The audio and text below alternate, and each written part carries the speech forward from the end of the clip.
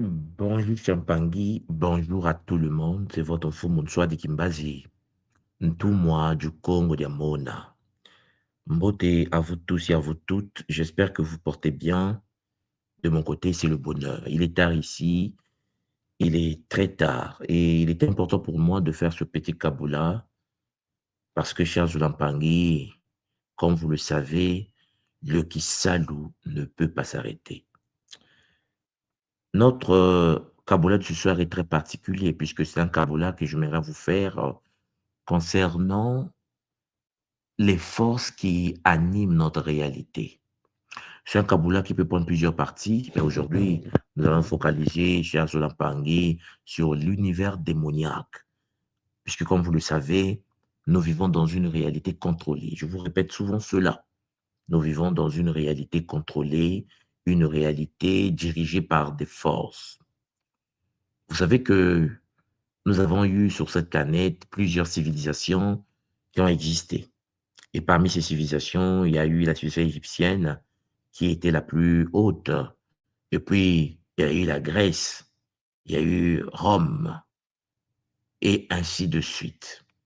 Mais chers Pangui, ce que nous oublions souvent, c'est que les divinités de ces anciennes civilisations, je vais prendre le cas de la civilisation grecque, n'a jamais disparu. Parce qu'en effet, nous vivons dans une réalité de guerre des titans. Nous vivons dans une réalité où chaque civilisation est alimentée par ses consciences. Et si le peuple de cette civilisation n'a aucune idée des forces derrière, ben, une civilisation peut être colonisée par une autre et dominée par une autre. Alors, vous me comprenez, mes Bangui, les fonctions des anciennes consciences de l'Olympe, par exemple de la Grèce antique, sont des consciences qui, en effet, sont en conflit énergétique avec les consciences de l'Égypte ancienne, puisque la Grèce a remplacé l'Égypte à l'époque.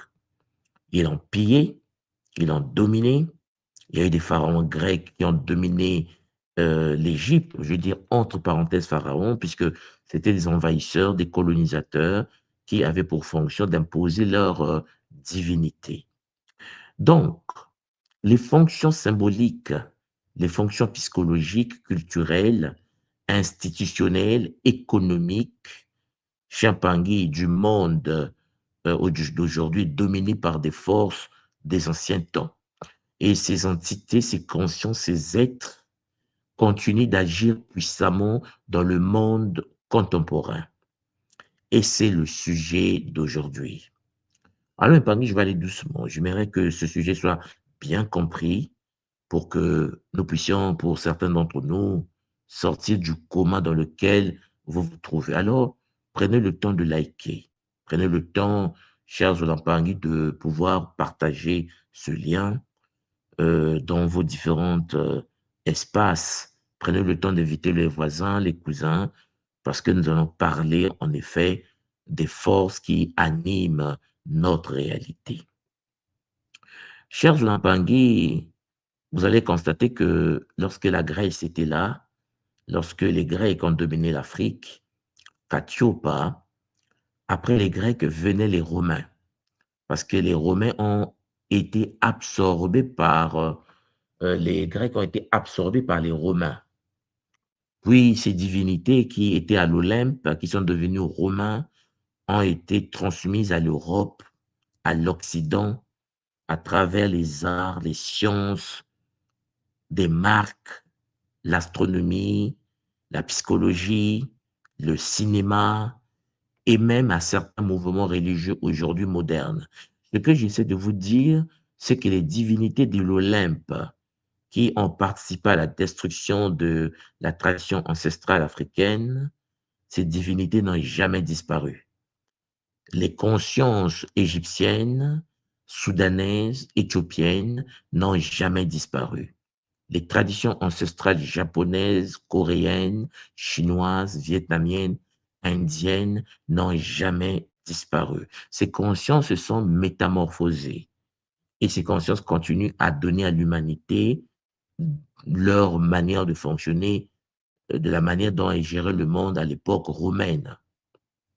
Alors, Vous allez vous poser la question, comment les divinités grecques sont entrées dans le monde romain? Parce que, cher Zolapangui, après la chute de la Grèce, les mêmes divinités qui gouvernaient la Grèce se sont métamorphosées, se sont imposées à la nouvelle civilisation qui est en train de naître. En effet, mes Pingui, vous devez comprendre que les Romains n'ont pas seulement copié les Grecs, ils ont pratiqué une forme d'assimilation religieuse. En effet, ils reconnaissaient à l'époque dans les dieux grecs des fonctions proches de leur propre divinité. Donc, ils les ont fusionnés. Ils ont accepté la possession de leur divinité, la fusion entre leurs croyances et les divinités de la Grèce antique pour absorber la vitalité des Grecs. Cher Jonathan Tanguy, c'est ce que les historiens appellent souvent l'interpretatio grassa ou l'interpretatio romana. En effet, cela peut se traduire par les dieux d'un peuple dans le langage religieux d'un autre peuple.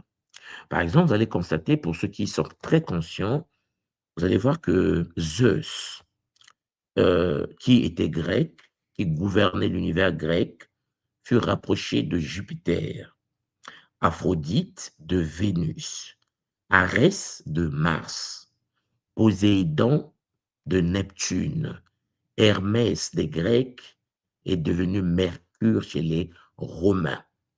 Mais moi, ce que je vais vous montrer aujourd'hui, c'est que cette transmutation de ces consciences ne s'est pas limitée à devenir des divinités.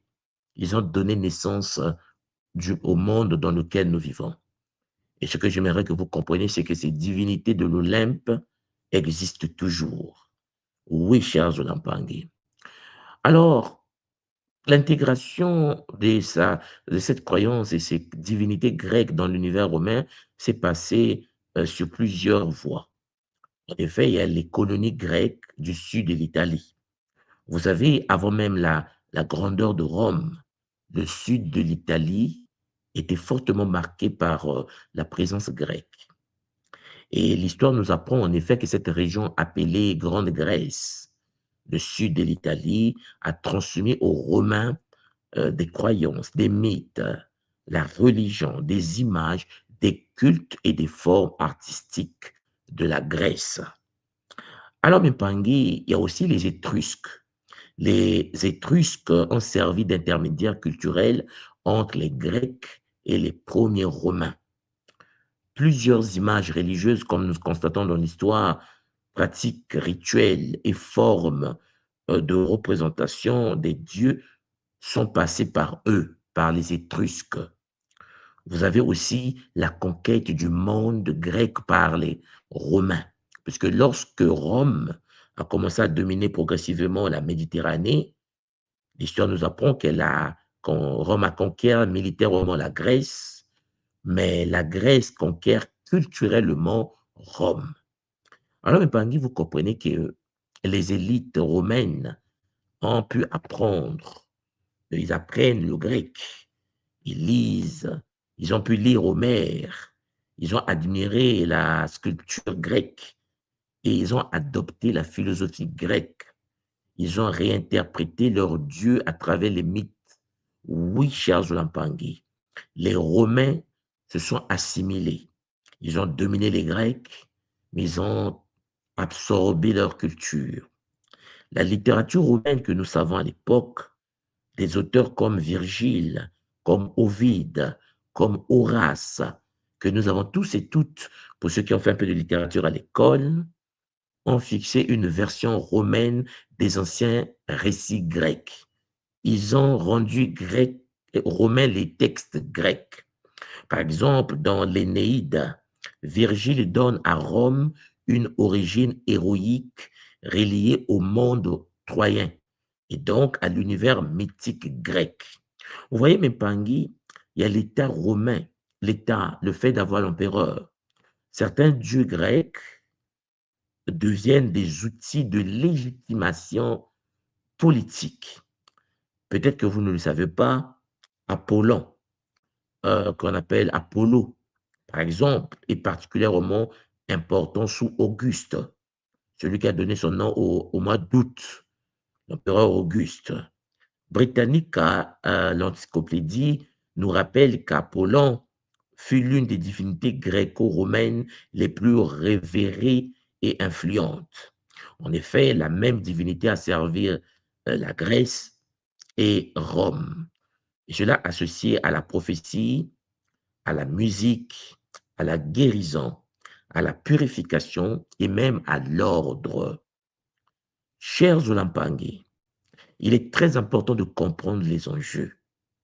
Les humains d'aujourd'hui pensent que le monde dans lequel ils vivent est un nouveau monde, alors que ce que la tradition Congo Diamona nous enseigne, c'est que nous vivons dans un ancien monde adapté à notre réalité. La grande, les grands principes de notre réalité nous enseignent que les dieux grecs sont devenus des fonctions de civilisation.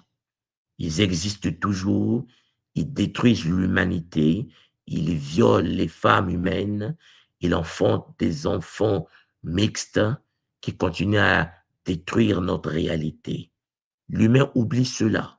L'humain l'humain oublie que les hybrides, les êtres issus du croisement des Néphilim et des humains continuent à errer dans notre réalité au sein de notre civilisation, de notre monde. Alors, Mpangi, vous allez voir que dans l'Antiquité, chaque dieu grec ou romain ne représentait pas seulement une personne divine, c'est une conscience. Il représentait en effet une fonction cosmique, sociale, psychologique.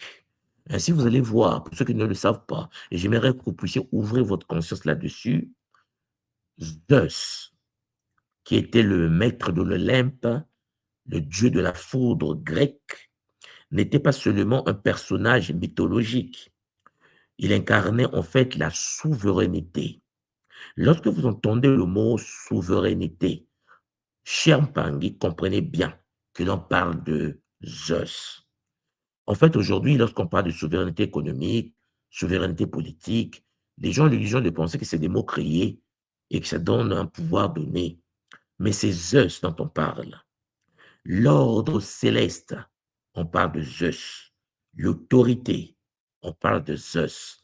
La loi, on parle de Zeus. Ce qui veut dire que lorsqu'on dit l'application de la loi dans le monde occidental, on ne parle pas d'une autre conscience que de Zeus, puisque c'est le même langage que les Grecs utilisaient à leur époque, que les Romains ont utilisé, que nous utilisons. Et puisque tout le monde n'est pas initié dans les sciences mystiques, ésotériques, beaucoup ne le savent pas et pensent que le mot autorité ou l'ordre céleste, ce sont les nouvelles inventions, des mots créés de toutes pièces de notre temps. Non, mais pas Guy. Le cas d'Athéna. Vous savez que Athéna est une divinité grecque issue bien sûr du plagiat égyptien. Mais pour le moment, je vous parle d'abord de la Grèce. Athéna représentait en fait l'intelligence stratégique, puisque c'est la déesse de la guerre. Donc, tout ce qui est intelligence stratégique, la cité, la gouvernance de la cité, la guerre organisée, la sagesse technique, tout cela était lié à Athéna. Aphrodite exprimait la beauté. On dit la déesse Aphrodite, la beauté, le désir, la séduction, la puissance d'attraction. Et puis, vous savez, Hermès représentait la communication, représentait le commerce, les routes, les messages, les passages. Oui, chers Zolampangui, c'est précisément pour cela que vous allez constater que ces divinités continuent d'exister dans le monde moderne. Et il faut que vous ouvrez vos yeux là-dessus, parce que le peuple périt par manque de connaissances. Le fait que nous oublions cela, nous sommes victimes des forces qui ont géré des civilisations et qui continuent à gérer le monde aujourd'hui. Oui, chers Zolampang, ces divinités existent toujours. Ils continuent à se manifester dans le monde moderne. Non pas toujours comme objet de culte, hein, c'est-à-dire sur l'Olympe, avec des temples. Oui, ils ont des nouveaux temples, je vais vous en parler, mais comme des archétypes actifs dans la culture. C'est leurs énergies, leurs manifestations, les institutions, les imaginaires, les comportements viennent d'eux, viennent, chers Olampangi, de ces êtres de l'ancien temps qui se sont métamorphosés et qui gouvernent notre réalité. Chers Olampangi, je sais que ce que je suis en train de dire peut rentrer dans les oreilles, sortir de l'autre, mais je parle à ceux qui sont capables de comprendre les enjeux. Vous devez comprendre que nous sommes dans une réalité contrôlée, une réalité, chers Olampangi, où des forces des temps anciens n'ont jamais été anéanties, n'ont jamais cessé d'exister. Et c'est eux, ces mêmes êtres, qui gouvernent notre monde. Alors, vous allez voir qu'il y a eu l'empire, la civilisation grecque, comme on dit. Les Grecs ont détruit l'Égypte avec les Perses, les Iraniens d'aujourd'hui. Et vous allez être étonnés, chers Olampangi, que les divinités du temps perse, chers Olampangi, continuent également d'exister. Les Grecs avaient pour conscience maître Zeus, que les Romains ont appelé Jupiter. Son rôle était en effet le roi des dieux, vous savez, le roi du ciel, le roi de la foudre. C'est lui l'autorité. Et vous allez constater une chose importante, c'est qu'il continue d'exister, puisqu'en effet, cette conscience puissante est à l'origine des États et à l'origine des gouvernements, c'est-à-dire gouvernés par le mensonge, des présidences. Le pouvoir politique vient de lui. Le pouvoir juridique, la justice suprême vient de lui. Zeus est le figure du chef et donc le président, le roi du monde actuel. Leur fonctionnement vient de Zeus, vient de Jupiter. Je n'aimerais pas vous dire que le même Zeus a donné euh, Zeus, Jésus, mais ça, on va en parler plus tard. Chers Olampangi, vous avez une autre divinité que beaucoup ne connaissent pas, qui s'appelle Héra. Héra, que les Romains appelaient Junon. La fonction de cette conscience divine, hein, vénérée par les Grecs et les Romains, était le mariage, la famille légitime, la souveraineté féminine. Et aujourd'hui, dans le monde dans lequel nous vivons, Héra continue à jouer au basket avec l'humanité.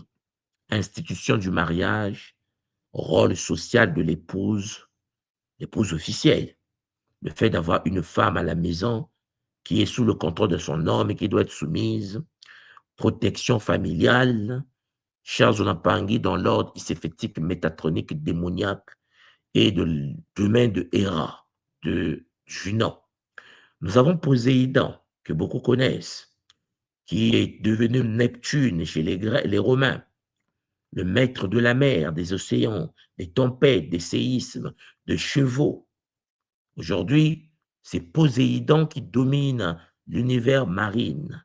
C'est Poséidon qui gère la puissance navale, le pétrole offshore, géré par les cultes donnés à Poséidon, le commerce maritime, le climat océanique.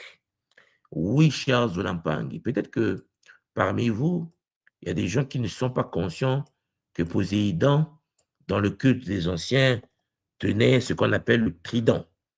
Et donc, ce que je vais faire avec vous, je vais vous partager mon écran pour vous montrer, pour ceux qui ne le savent pas, ce que l'on appelle le trident de Poséidon.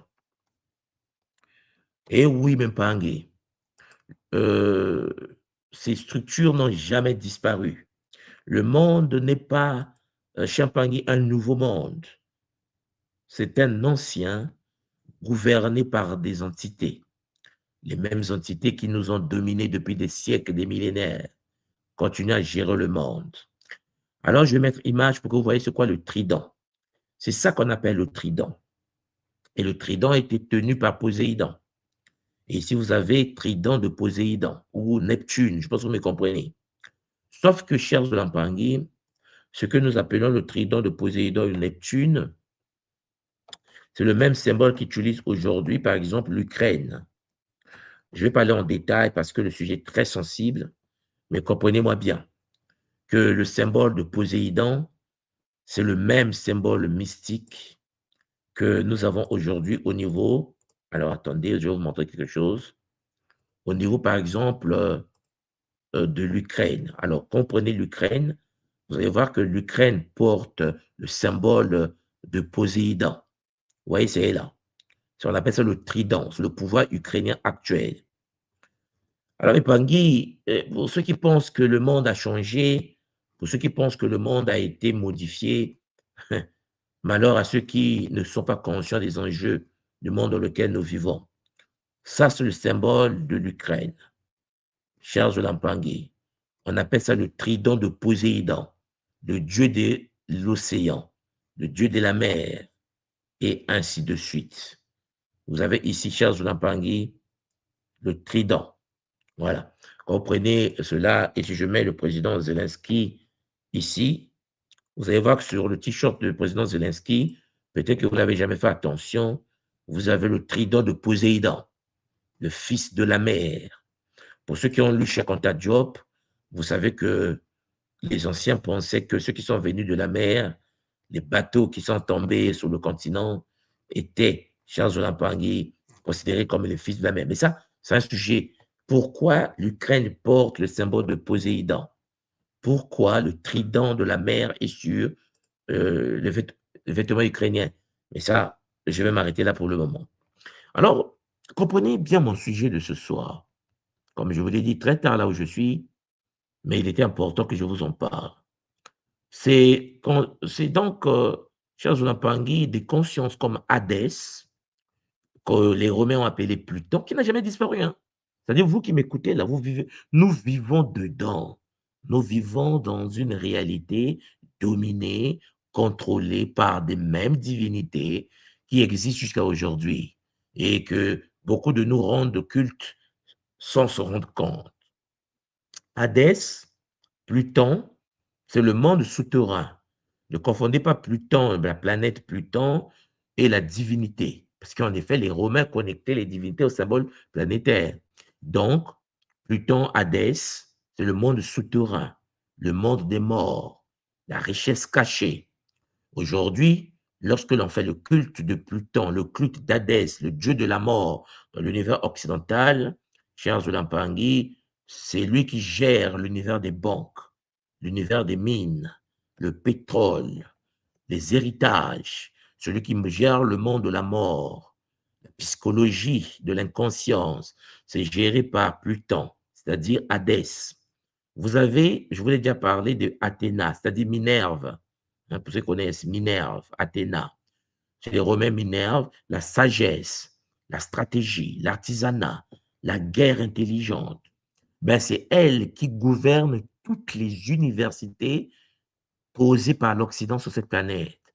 Stratégie militaire, intelligence artificielle, conseil, gouvernance. C'est à l'honneur de la déesse Athéna que les Romains appelaient Minerve, dont les universités et les stratégies de guerre sont issues. Vous avez Arès, le dieu de grec, qu'on appelle Mars chez les Romains.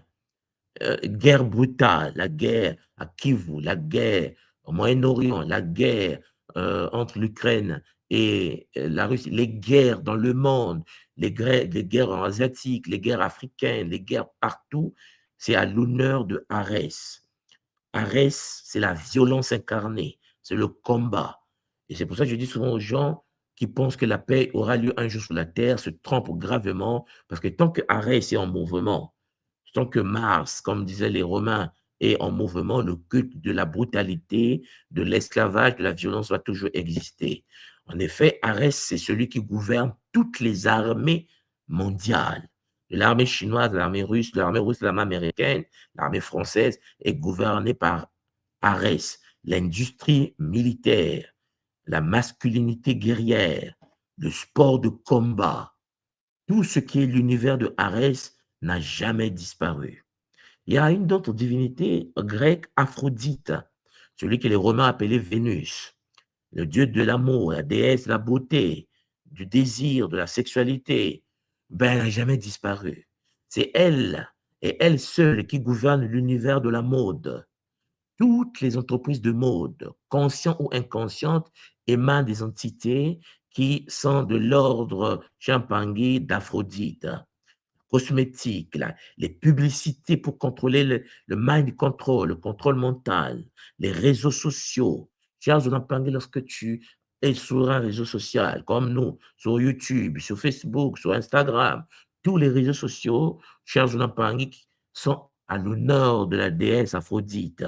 Oui, Champangui, l'industrie de la beauté est gouvernée par Vénus, par la déesse Aphrodite. Il y a Apollon, hein, Apollo chez les Grecs, soleil, musique, médecine, prophétie, harmonie.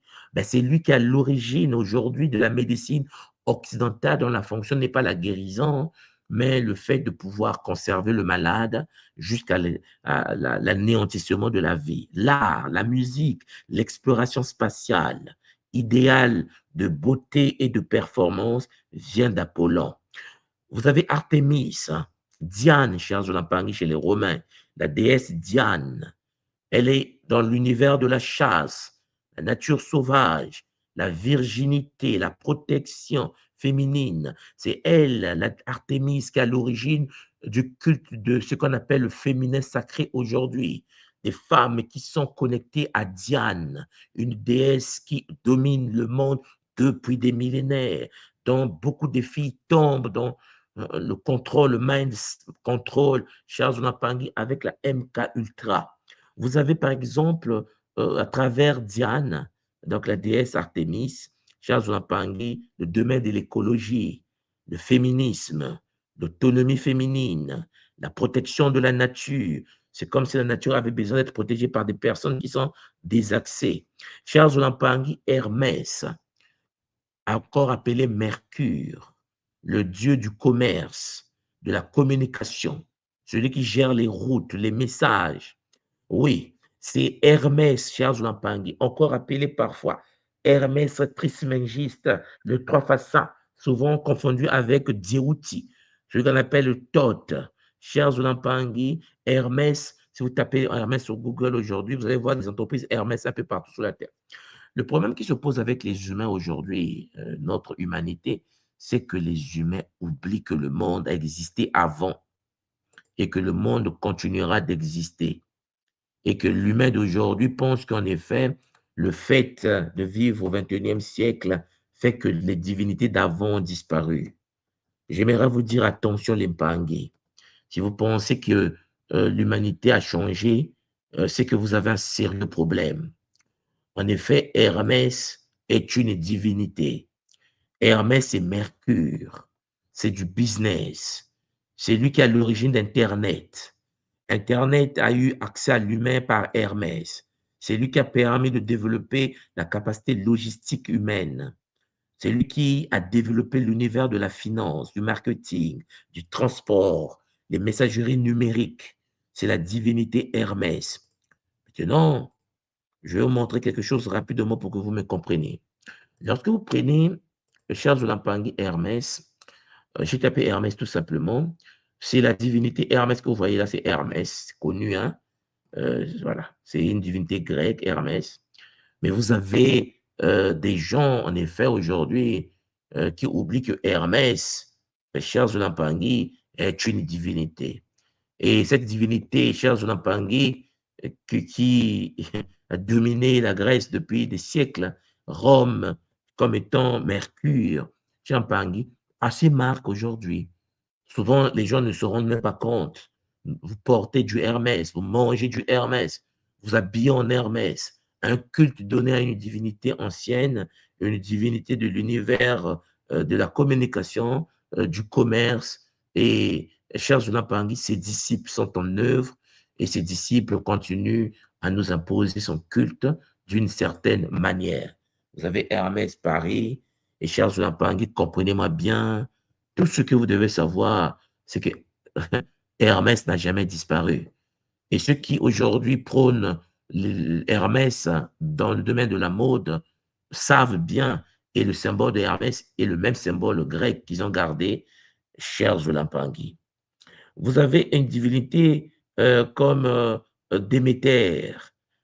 Déméter chez les Grecs, Cérès chez, euh, Cérès chez les Romains, agriculture, fécondité de la terre, nourriture. Oui, cher Jonathan, le domaine agricole, la sécurité alimentaire, l'écologie également, la souveraineté alimentaire et du domaine de Cérès depuis la nuit des temps. Et puis, nous avons Estia. Estia est une divinité que les Romains appelaient Vesta. Et Vesta Champangui, ben, c'est le foyer, le feu domestique, la maison sacrée. Ben, c'est lui qui est à l'origine de l'immobilier, des constructions, des formes des maisons que nous avons. Vous serez étonné que dans la tradition ancestrale africaine, les maisons étaient bâties en cercle intérieur. Les constructions occidentales et asiatiques, les constructions en Occident sont sous forme de cubes, sous forme de la matière, sous forme du carré posé. Mais il est clair que Charles Lampangui, Vesta est derrière la cuisine, le culinaire, derrière l'espace intime, la chambre pour faire l'amour, bon, la stabilité domestique, la maison, la famille. C'est l'univers d'une divinité. À l'époque des anciens Grecs, Estia était adorée. Estia a eu ses temples. Vesta chez les Romains a eu des temples. La modernité des temples, les temples d'Hadès, les temples de toutes les divinités, cher Zolampangui, venaient exactement de cette conscience. Alors, vous voyez bien que je vais terminer, la liste est longue, hein? Je vais terminer par exemple par Dionysos. Chez les Grecs, Dionysos, chez les Romains, Bacchus. C'est le dieu du vin, de la transe, de la fête, des orgies, des partouzes et des théâtres, des extases. C'est Bacchus. N'oubliez pas que l'initiation grecque des petits garçons était la sodomie. Oui, cher Zolampangui, vous serez étonné que les humains, les petits garçons, étaient sodomisés par leurs maîtres, par leurs aînés, pour devenir des hommes forts et aimants. L'homosexualité était très développée en Grèce. Les Grecs, la Grèce a transmis cela chez les Romains. Oui, cher Zolampangui. Et celui qui pratiquait la sodomie, la pratique de partous, des orgies, devenait lauréat de Bacchus. Comme je vous l'ai toujours dit, cela donnait naissance au baccalauréat, lauréat du dieu Bacchus. Et nous avons tous eu des baccalauréats, en effet, des pactes, des contrats diaboliques signés par des entités de extases, des partous, des orgies. Après, on fait semblant d'être conscient et équilibré. C'est Bacchus qui a développé les festivals que vous connaissez, les festivals que vous retrouvez dans les Antilles, les carnavals. C'est le culte à l'honneur de Bacchus, les alcools, les nightlife, les boîtes de nuit, les cinémas, les spectacles, la libération émotionnelle. Champangui, la vie de la débauche et du monde de Bacchus.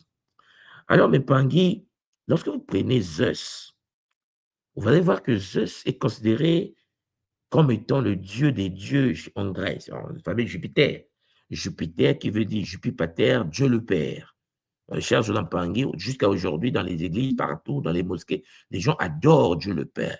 Le Dieu le Père dont on parle, pour nous, au XXIe siècle, avec la technologie, nous avons ChatGPT, nous avons l'iPhone 20, 17, 18. Cher Zolampangui, pour nous, ce n'est qu'une conscience du passé, parce que les humains sont ignorants. Les humains oublient que l'Égypte a été phagocytée, torturée, dominée, tapée correctement par des forces occultes. Le culte moderne du pouvoir vient de Zeus. Il n'a jamais disparu. Zeus est devenu Jupiter chez les Romains. Jupiter est le Dieu suprême, celui du ciel, de la foudre, de la souveraineté. Et dans le monde moderne, même pas, cette fonction continue à travers le respect presque sacré accordé au chef d'État, le président de la République, le Premier ministre, le roi est respecté et craint de la même manière que les ancêtres des Grecs craignaient Zeus. Comme si Charles Lampangui, vous êtes informé de temps en temps, Emmanuel Macron est considéré comme étant Jupiter. Et parfois, les journalistes le font en blaguant et lui-même pense qu'il blague. Charles Lampangue dit non, il est le jupitérien. Parce qu'en effet, Charles Lampangue, lorsqu'un être humain est représenté devant Jupiter, il canalise l'énergie de Jupiter. Ce culte lui permet de dominer son peuple, de manipuler son peuple, d'arnaquer son peuple. Oui, les chefs d'État qui gèrent des gouvernements. Dans la langue des oiseaux, vous avez des systèmes qui nous gouvernent par le mensonge. Au président, au roi, au juge suprême, au commandement militaire, Jupiter donne le pouvoir. Donc, quand une société met en scène le pouvoir avec palais présidentiel, cérémonie, uniforme, il y a un drapeau, il y a des serments qui sont prêtés, champagne, les tribunaux, les protocoles, vous devez savoir une chose, c'est un culte. Elle réactive symboliquement la fonction jupitérienne, la fonction de la pyramide satanique, l'ordre d'en haut, la loi, la verticalité, la puissance souveraine de l'Olympe sur l'homme d'aujourd'hui. Charles Lampangi, c'est la même chose avec Athéna, celle qu'on appelle Minerve, pour ceux qui ont étudié la civilisation romaine. Vous allez voir le culte de l'intelligence stratégique. On est d'accord que Athéna, c'est le dieu de la mort, c'est le dieu de la guerre, la déesse de la stratégie, la déesse de la guerre. Athéna Charles-Lampangi est l'une des divinités les plus présentes dans le monde moderne. C'est elle, elle est trop forte. Le monde n'a pas pu la contenir. L'humain ne sait même pas que c'est elle qui gère. Bon, laisse tomber. Puisqu'ils ont mis en place des suppôts, des disciples. Même lorsqu'on ne la nomme pas, elle est déjà là. Elle gouverne l'intelligence organisée, la stratégie, la sagesse politique, la technique, la défense rationnelle de la cité, du pays, de l'univers d'Athéna. Les Grecs associaient les dieux à des domaines précis de la vie humaine. Vous devez savoir ça. Et Athéna, elle, faisait partie des grandes figures de la sagesse, de la guerre stratégique et du savoir pratique. Alors aujourd'hui, nous sommes au 21e siècle, nous sommes en 2026, Athéna fonctionne dans les universités. Nous avons tous fait des universités, nous sommes partis chercher des doctorats. Vous devez savoir que nous étions dans le cul d'Athéna. Les think tanks, les écoles militaires, les cabinets de stratégie, l'intelligence économique, l'intelligence artificielle, la cybersécurité, les politiques publiques viennent d'Athéna. Et donc, en somme, l'homme qui ne le sait même pas est comme un suppôt qui fait boulot, métro, dodo, burn-out, sans se rendre compte à qui il rend le culte. Le monde moderne adore Athéna Mesolampangue. Chaque fois qu'il place l'intelligence, chaque fois qu'on place l'expertise, chaque fois que l'on active la stratégie, la technique au sommet de la hiérarchie sociale, nous rendons culte à la déesse Athéna sans pour autant se rendre compte. Parce que nous pensons que le monde dans lequel nous vivons est un monde inventé de toutes pièces. Ce n'est pas le cas. Le monde est une émanation, chers Zulampangui, des forces. C'est comme Aphrodite. Je voulais déjà parler tout à l'heure d'Aphrodite, le culte mondial de la beauté. Oui, Aphrodite devient Vénus chez les Romains. Vous allez voir qu'elle gouverne la beauté, l'amour, la séduction, le désir, la sexualité, l'attraction sexuelle, c'est Athéna. Et c'est Aphrodite, Vénus. Quand vous l'empargnez au 21e siècle, vous allez voir que son pouvoir symbolique est immense. Elle est toujours là, elle continue à diriger le monde, et il y a des êtres sur la terre qui font un culte à Aphrodite jusqu'à aujourd'hui. Charles Lampangui, si je vous montre le gala qui s'est passé il y a 2 jours, il y a une semaine de cela, le gala de maître qui est passé, vous serez étonné que Athéna, Aphrodite, ces divinités ont leurs disciples. Ça se termine par des orgies de groupe, bon, mais vous me comprenez bien. Il suffit de voir seulement l'île de Pépé, hein, vous voyez le Pépé là, hein, bon, l'île du fameux Pépé là. Bon, vous voyez bien que ça continue le culte sur les enfants et ça détruit des vies. On la retrouve dans l'industrie cosmétique. C'est Aphrodite qui gouverne, qui inspire, qui oriente la mode de monde, la manière de s'habiller, vos pantalons, vos jupes, vos pagnes. C'est Aphrodite qui le gère. La chirurgie esthétique, les parfums actuels, les réseaux sociaux, les filtres de beauté. le culte de l'image, la publicité, les influenceurs sont tous et toutes au service d'Aphrodite, l'industrie du luxe. Chers Pangui, l'industrie du luxe n'existe pas seulement aujourd'hui. Vous devez savoir que ça existait avant. Et vous devez savoir qu'avant, Champangui, les anciens, il y a 3000 ans, il y a 4000 ans, pratiquaient déjà le culte de ces êtres-là. Ce qui veut dire que il existait déjà les filtres de beauté à l'époque des anciens. Il existait la culture de l'image. Et cette culture de l'image, Charles Lampangui, était pour honorer la déesse Aphrodite. Et c'est très, très dangereux. Vous devez savoir pourquoi je vous en parle. Parce que souvent, vous oubliez que vous n'avez pas lutté contre le sang et la chair, mais contre les principautés, contre les démons dans les lieux célestes. Vous devez être conscient de cela, que ces divinités démoniaques, ces entités n'ont jamais disparu. L'Olympe existe toujours. Ils ont des temples. Ils ont des temples à leur disposition jusqu'à aujourd'hui, chers Olampangui.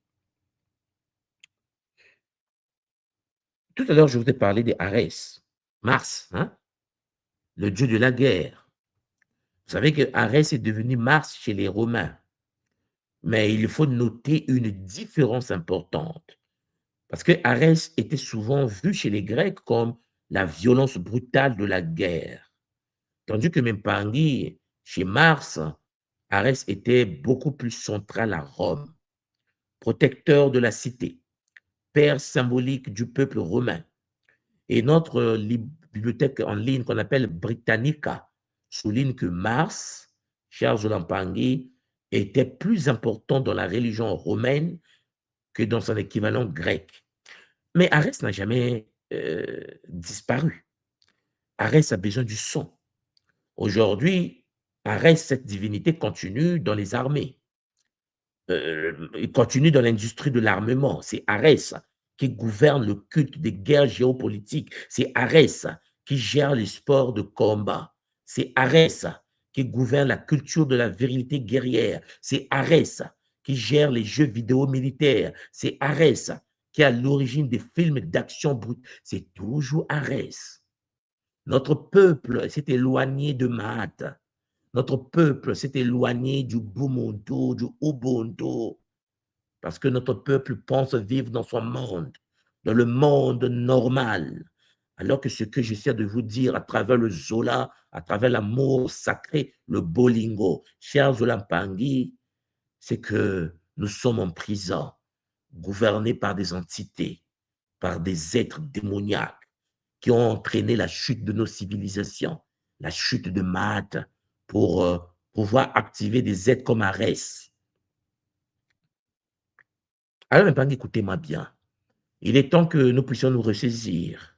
Il est temps de regarder le monde avec les yeux du Bumuntu pour éviter d'être manipulé.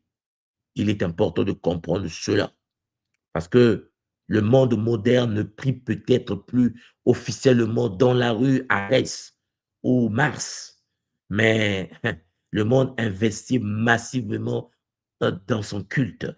Ouais, la défense. Si vous ne le savez pas, ben, au temps romain, le culte de la défense était fait à Arès. Le culte de la défense était fait à Mars. Chers Olampangui, les attaques, attaquer un pays par prévention. On va l'attaquer les guerres préventives, c'est Arès. La puissance, la domination, la conquête, l'esclavage, la domination, tout ça, Champagny, c'est le domaine de Arès. Et ça, il faut que nous prenions conscience de cela, chers Olampangui, avec bonheur. Alors, Mpangui, vous voyez bien que les divinités gréco-romaines sont présentes dans nos langages du quotidien. Ils ont mis en place un mécanisme pour que nous puissions les invoquer sans se rendre compte. Souvent, certains sont étonnés que moi, votre frère, Mfumuntswa de Kimbazi, de la tradition Congo Diamona, de l'école Kimuntu, je nomme souvent les Mpinanza, les planètes, par un vocable Congo. Pardon. Beaucoup se disent, mais pourquoi il ne dit pas seulement Mars? Pourquoi il ne dit pas seulement Vénus? Pourquoi il parle de Rangira? Pourquoi il parle des Kazaï? Parce que Champangui, Peut-être que vous ne le savez pas. La vocalisation à une divinité, c'est faire appel à cette divinité dans votre existence. Nous les invoquons et ils se manifestent et ils détruisent et ils anéantissent la vie des humains. Beaucoup ont des attaques sexuelles des incubes et des succubes. Beaucoup sont violés la nuit, chers Zulampangui, par les dorlis. Et vous ai toujours dit, c'est vous qui les invitez. Il m'a dit, mais pour moi, Fumo, nous soit dit, comment on peut inviter quelqu'un pour venir nous violenter? Et c'est parce que vous ne lisez pas les anciens textes. Zeus descend sur terre pour venir violer les humains. Ces êtres ont toujours fait ça, Poséidon et des enfants avec des humains. C'est-à-dire qu'on vous explique qu'en effet, ils ont toujours fait cela. La Bible parle des Néphilim, qui sont nés de l'union des fils du ciel. Non, des fils de l'Olympe, des êtres, des entités, des Shinkaore, comme l'appelait notre grand initié Credo Mutua, paix à son âme, de la tradition Zoulou, cher Zulampang. Vous savez, aujourd'hui, nous sommes sur Terre, et nous appelons la Terre Terre. Et notre Terre est entourée, cher Zulampang, des planètes. Peut-être que vous ne le savez pas.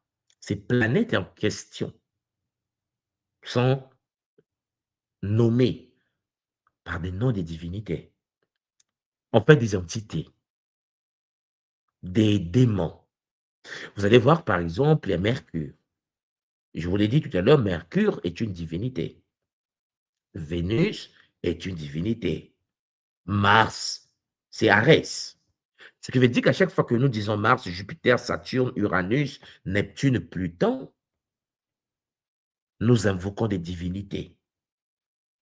Alors, est-ce que vous êtes prêt à continuer à vous faire shintaoriser, absorber? Parce que n'oubliez pas qu'ils ont une mission spatiale, Apollo. Vous savez, la mission Apollo. Mais Apollo est une divinité. C'est le dieu Apollo, le dieu Apollon. Alors, même Pangui, il faut que je vous montre quelque chose. Parce que mon Kaboula de ce soir a pour but tout simplement de vous dire, est-ce qu'il n'est pas temps de sortir du coma? Je sais que ces paroles vont tomber sur certaines personnes qui en effet sont nés pour, et les autres qui sont déjà shintaorisés, c'est peine perdue. Mais pour ceux qui sont nés, regardez, je viens de taper ici Apollo ou Apollon. Vous voyez qu'Apollon est une divinité. On est d'accord? Voilà. Vous voyez, Apollon est une. Maintenant, je vais enlever le N de la fin. Lui, là, c'est le grec. L'autre, lui, là, c'est le romain. L'autre, c'est le grec. Vous voyez, ici, vous avez celui qu'on appelle Apollo. Vous voyez? C'est une divinité. Vous me suivez là? Maintenant, si je mets juste à côté d'Apollo mission, une divinité qui a fait le bonheur de ce monde, hein. Les Grecs l'ont vénéré. Ils ont détruit les civilisations à cause de ces bêtisiers-là. Peut-être que vous ne savez pas, dans la mission d'arnaque VIP, je ne vais pas aller dans les détails, mais pour ceux qui sont avertis, vous savez, que Hollywood est passé par là. Mais je m'arrête là, pour ne pas sabrer certaines sensibilités inutilement. Vous allez être étonné qu'il y a eu plusieurs missions Apollo. Regardez, voilà, 16 tableaux des missions Apollo. Vous voyez là? Tout ça, ce sont des missions Apollo. À l'honneur d'Apollo, peut-être que les gens ne savent pas qu'Apollo, c'est Apollon. C'est une divinité. On le vénère, il nous donne des technologies, il nous donne des savoirs pour arnaquer l'humanité avec bonheur. Vous avez Apollo 1, Apollo 2, il y a 16 missions. 17 mai et Apollo 17. Et peut-être que vous ne faites pas attention, même lorsque un jour j'aurai le temps et je vais peut-être vous expliquer le symbolisme des armoiries. Vous voyez l'Apollo 17 ici, vous avez la tête de la divinité Apollon de la Grèce. Mais ça, ce sont des choses que vous allez continuer, commencer à apprendre. Vous avez, pour ceux qui connaissent, Pégase, et ainsi de suite. Mais ça, nous allons parler de ça plus tard. En fait, le monde n'a jamais été aussi complexe. Regardez, divinité, divinité, Artémis. Artémis est là. Alors, c'est qui Artémis? Peut-être que certains ne le savent pas. Dans la mythologie grecque, Artémis est la puissante déesse de la chasse, de la nature sauvage, des animaux. Elle est la fille de Zeus et de Leto. Zeus a enceinté une femme, Leto. Ils ont mis au monde Artémis. Leto est la sœur jumelle d'Apollon. Vous me suivez là? Est-ce que vous me comprenez? Je répète, Zeus, le bêtisier, Zeus, a enceinté Leto. Leto, c'est qui? C'est la sœur jumelle d'Apollon. Apollon, c'est votre mission Apollo. Je vous l'ai déjà montré tout à l'heure. Mais la combinaison, la fusion entre Zeus et Leto, qui est la sœur jumelle de la mission Apollo, a donné Artémis. Artémis, ok? Maintenant, je vais enlever la divinité Artémis. Regardez bien le monde dans lequel nous vivons. Lorsque vous tapez seulement Artémis, cher Zulampangui, Artémis fait référence à la déesse grecque de la chasse et de la nature sauvage, ou au programme spatial moderne de la NASA, visant à renforcer des humains sur la Lune. Le programme Artemis, dans la mission Artemis 2, est prévu, ça a déjà eu lieu, l'arnaque de la semaine, le mois passé là. Je dis arnaque pour ceux qui sont dans le Kimuntu, vous voyez de quoi je parle. Les autres pouvaient continuer à croire, hein, ça ne fait rien, c'est la vie seulement. Bon, mais c'est Artemis, la mission Artemis 2. Donc, si je mets 2 ici, là, il n'y a pas très longtemps, là, ils ont fait le tour de la Lune. Ils sont là. Vous voyez, comme des posteurs. Mais ça, voilà, on va parler de ça. Je pense que peut-être pour parler en privé avec les gens de Kimuntu. Anyway, on nous explique qu'en effet, regardez ce qu'ils ont fait. Ils ont quitté la Terre, ils ont parti la Lune, ils ont contourné la Lune, ils sont revenus sur Terre. Et ça passe à la télé, quoi. Voilà. Et ils le font vivre aux humains comme ça. L'arnaque VIP. Ce qui est intéressant avec la mission Artemis 2, ils ont mis un kamit. Mais un jour, je vais vous expliquer pourquoi on a mis un kamit. Avec bonheur. Hein, vous savez, il y a un cousin là. Il y a le cousin qui est rentré dans l'équipe, avec une première femme aussi. Hein, vous voyez l'histoire, l'histoire. Ça s'explique. Mais bon, parce que c'est Artemis. Et Artemis, c'est la fille de Leto. Et Leto, c'est la sœur jumelle de Apollon. Et les deux là, c'est mission Apollo et mission Artemis. Et les deux là, Artemis, c'est la nièce d'Apollo, d'Apollon. Parce qu'Artemis est née de la sœur d'Apollon. La sœur d'Apollon qui a mis au monde avec Zeus. Chers Olamparis, si vous pensez que la NASA se réveille le matin pour donner des noms gratuits, c'est votre problème. Mais les divinités en question jouent au basket avec l'humanité. Et le monde, pour ne pas se faire arnaquer, shintaoriser, nos gouvernements sont obligés de pouvoir jouer au jeu. Et je vous informe que Artémis est une divinité.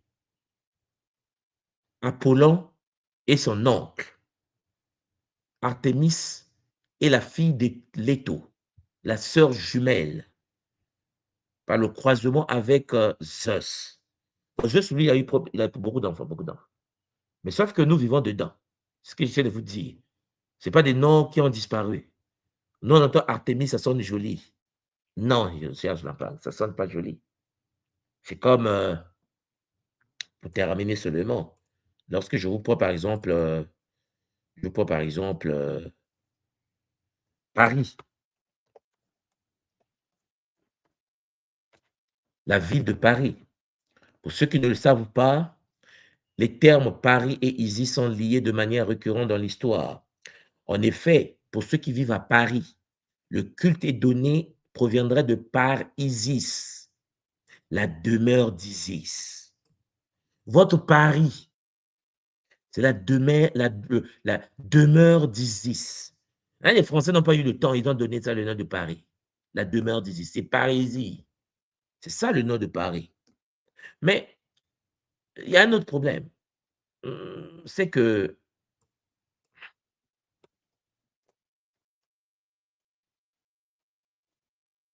Chandiliaou,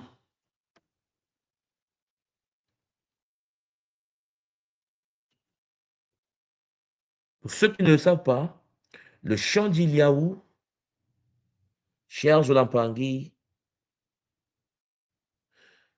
est à la fois souterrain, terrestre et céleste. C'est le paradis des anciens Égyptiens. le monde de l'enfer. Dans la mythologie égyptienne, les champs d'Iliaou ou champs des rosés ou égyptiens sont l'endroit ainsi de suite où les âmes justes viennent se reposer si elles ont passé toutes les épreuves de la mort. Lorsqu'on traverse l'âme droite, je m'arrête là, parce que je sais que beaucoup peut-être ne vont pas suivre. Mais sauf que ce que je veux vous dire, c'est quoi? C'est que ce chant d'Iliaou, regardez,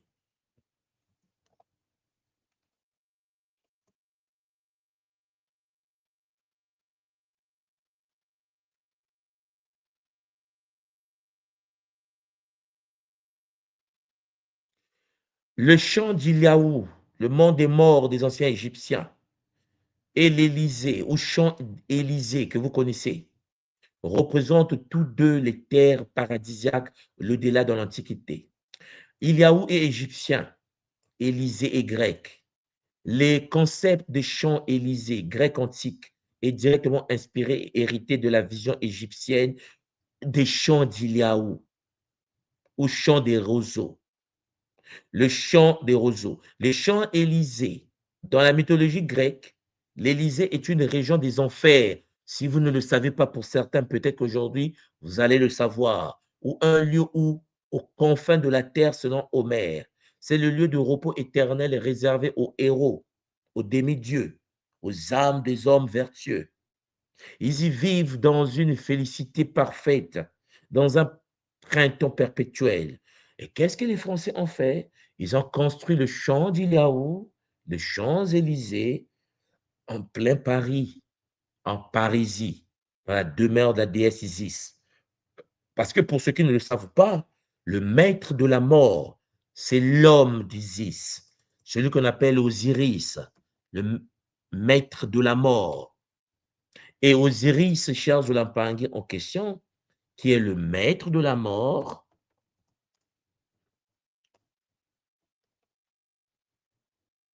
voilà. Dans la mythologie égyptienne, Osiris est le dieu de la résurrection, de la fertilité et le souverain du royaume des morts. C'est lui Osiris, le mari d'Isis de Paris. Et puisque Paris est la demeure de Parisie, donc Père Isis, alors qu'est-ce qui s'est passé? Il fallait mettre le pénis d'Osiris qui a été consommé par le poisson dans ce qu'on a coupé en plusieurs morceaux à Paris. C'est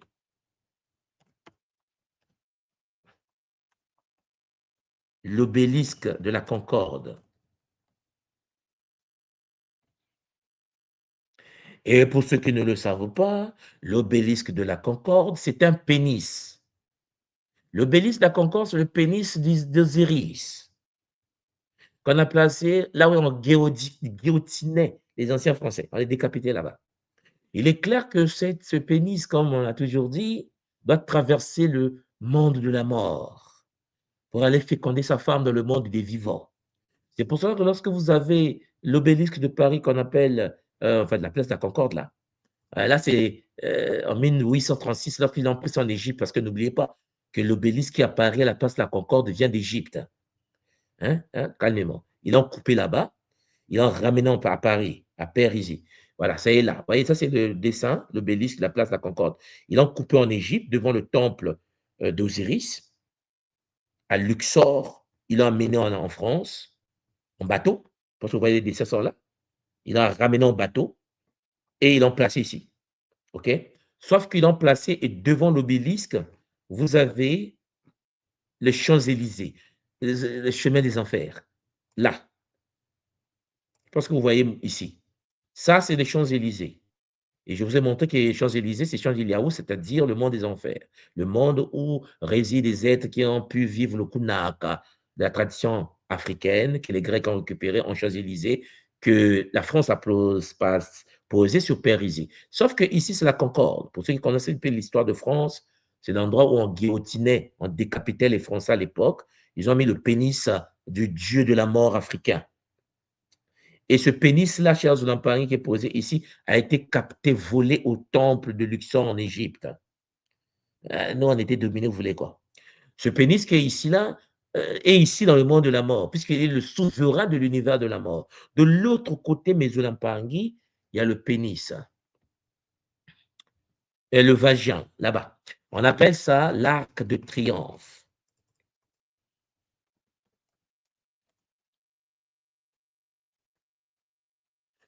L'arc de triomphe est là. Peut-être que vous n'avez jamais fait attention. L'arc de triomphe, c'est un vagin. C'est l'utérus, c'est l'entrée du sexe, en fait, pas l'utérus, c'est le vagin, par lequel va rentrer le pénis qui est de l'autre côté. Sauf que de cet arc que vous voyez ici, va naître le soleil, l'arc de triomphe que Trump est en train de attendez. Trump est en train de vouloir faire son propre arc de triomphe. Ah, Trump aussi a fumé. Voilà, Trump aussi, voilà, je pense que vous avez suivi, hein, l'administration Trump dévoile les plans. Ça, c'est le nouveau arc qui sera à Washington. Voilà, ça, c'est Trump. Toujours avec le sexe de Isis. Pour certains humains, ouais, bon, c'est que il a pris ça à Paris, c'est une vision de non, non, non, non. Calmez-vous. Au-dessus de l'arc de triomphe que Trump va mettre à Washington, là, vous avez des anges. Vous avez des néphilim également. Vous avez, peut-être que vous n'avez pas fait attention, vous avez une aussi posée. Pour ces gens-là, ils ne déconnent pas avec le symbolisme. Voilà, là, Trump est en train de présenter son arche. Voilà, pour ceux qui n'ont pas suivi les médias ces derniers temps. Alors, pourquoi je vous en parle? Puisqu'en fait, euh, vous allez comprendre ça plus tard. Vous voyez là? Il a mis l'arc là-bas, il a mis les chemins d'Élysée. Et vous voyez ici? Voilà, vous allez comprendre qu'en effet, voilà, c'est comme ça que c'est fait, en suivant le plan de Chandiliaou. Cher Zolampangi, lorsque vous revenez, si je reviens en France, j'enlève Trump là, je reviens en France. Maintenant, je dis l'arc de triomphe, j'aime l'arc de triomphe vu d'en haut. C'est intéressant. Lorsque vous voyez l'arc de triomphe en haut, pour ceux qui ne le savent pas, l'arc de triomphe est gouverné par 12 rayons, les 12 rayons sacrés, les 12 villes à Congo, comme on dit chez nous. Donc, de cette arche-là, si j'enlève vue d'en haut, vous voyez, vue d'en haut, c'est ça. Je pense que vous voyez. Si vous comptez ici, vous avez 12 faisceaux. OK? Bon. Et vous avez la voie du Liaou, le Champs-Élysées, qui est voilà, le sexe d'Osiris, qui a été décapité au niveau du temple et ramené à Paris après l'avoir volé en Afrique. Maintenant, si j'enlève vue d'en haut, je mets soleil, vous allez comprendre que, cher Zoulampangui, alchimiquement, lorsqu'il y a fusion entre Champangui, le lever et le coucher du soleil, pour ceux qui concernent les mystères entre Seth et Horus, la verge sacrée de son père va féconder sa mère pour donner naissance au soleil, qu'on appelle Sarah, fils du soleil. Alors, les gens vivent à Paris, les gens vivent dans l'alchimie, les gens vivent dans ces symbolismes. La question que vous devez vous poser, c'est que, est-ce que ce sexe qui est là, l'arc de triomphe, a triomphé de quoi? De qui? Le soleil qui se positionne ici, est-il le soleil Ra ou bien quelque chose d'autre qui s'est positionné? Le sexe qui a été déporté de l'Afrique jusqu'ici, est-ce que ce sexe est toujours animé par l'énergie d'Osiris, c'est-à-dire de Mao, de Ozi, ou bien de Osiré, ou bien possédés par des nouvelles entités. Parce que les forces dont je suis en train de vous parler ici, qui n'ont jamais disparu, chers Zolampangi, continuent à dominer le monde. Alors, Mpangui, à travers ce Kaboula, j'aimerais vous dire de prendre conscience de cela, de prendre conscience des enjeux et de comprendre que le monde n'est pas simple et que les divinités anciennes n'ont jamais disparu. Ils sont toujours là parmi nous, ils gouvernent nos vies, dirigent nos vies, détruisent des vies, et vous devez le savoir. C'est pour cela, chers Lampangui, parfois, il y a des malédictions dans la vie des humains parce qu'ils sont dans des lieux qui ne devaient pas être. Parce que les humains ont cherché à représenter symboliquement la cosmogonie, la tradition ancestrale dans leur réalité à eux pour avoir un sens dans leur existence. Chers Lampangui, déplacer la statuette ou l'obélisque d'Osiris, Paris, ne veut pas dire qu'on accède, chers Lampangui, à ces consciences de la même manière que les anciens avaient accès. Alors, je pouvais continuer. Je peux continuer à parler. L'idée, ce n'est pas seulement de vous partager, mais de vous dire qu'il est temps de prendre conscience et de se réveiller. C'est pour cela que ce week-end qui arrive, vous êtes tous et toutes invités, pour les Mpangui qui sont conscients de ce que nous faisons, au Nzietolo qui aura lieu dans toutes les associations Kimuntu internationales, que ce soit en France, que ce soit en Allemagne, que ce soit, chers Olympiens, au niveau des Antilles, des Caraïbes, en Guyane, que ce soit en Martinique, en Guadeloupe, que ce soit partout où nous sommes, en Afrique, au Congo, au Cameroun, partout où nous sommes, en Côte d'Ivoire, prenez conscience d'une Zétolo qui aura lieu ce week-end. Parce qu'en effet, chers Olympiens, vous devez continuer à vous protéger face aux entités qui sont là pour vampiriser l'humain. Le monde est tellement complexe que l'homme d'aujourd'hui est distrait par la télévision. Et pourtant, ce sont des cadeaux donnés par les mêmes entités qui veulent manipuler la masse, la population. Alors prenez conscience, j'espère de tout mon cœur que ce Kaboula va réanimer beaucoup d'entre nous pour que vous puissiez comprendre que nous allons marcher ensemble à l'honneur de Massim Bembaou. Parce que Charles Solampangui, c'est un problème maintenant d'alliance. C'est un problème de partenariat stratégique, diplomatique. Oui, je vous parle de la diplomatie spirituelle maintenant. Parce que, Charles Solampangui, de quel groupe d'êtres appartenez-vous? Ou quelles sont vos alliances? Est-ce que ce sont avec les masturbateurs, les partouzeurs, les envoûteurs? C'est votre choix, en fait. Et après, c'est le game. Chacun doit choisir le monde dans lequel il va vibrer. Zola à vous, Mpangi. Zola à tous nos ancêtres. C'était en effet votre enfant Monsoi de Kimbazi. Ntumwa du Congo d'Amona. Zola, Kiese, Namayangi, Matondo Mamengi. À bientôt. Au revoir. Bonne soirée. Bonne journée pour certains. Matondo Mamengi.